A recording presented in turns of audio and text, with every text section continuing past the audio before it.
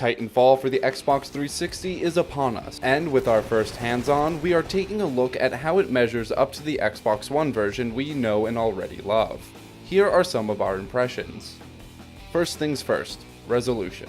The Xbox One version ships at 1408 by 792, upsampled for 1080p. The 360 version is 1040 by 600, largely to allow the game to be playable on the RAM of the previous gen console. Our initial reactions were very positive, with the game not looking too worse for wear in standard situations. The structures and geometry of the game seems largely the same. Buildings and obstacles all feel very similar. The only thing that is slightly noticeable is the texture detail. Small bits and slick surfaces look a little less shiny, but in a marginal way.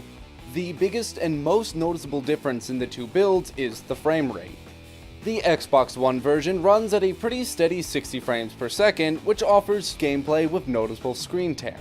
And the 360 version has a variable frame rate that adjusts with the surroundings. The screen tear on 360 is also present, but Bluepoint Games has offered an alternative option to set a locked-in frame rate at 30 frames per second. This offers a tear-free experience along with more consistent controller response. Here are some side-by-sides of some standard Titanfall moments. You are free to move around the simulation. Please walk through the tunnel in front. Aim down the sights of your weapon. Destroy all of the targets in the shooting range to avoid threats in combat. Move down the hallway while avoiding the rockets.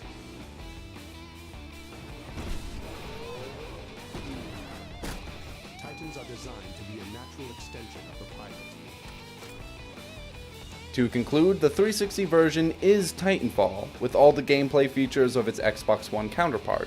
Considering the miles between the hardware, it is a wonder it looks as good as it does.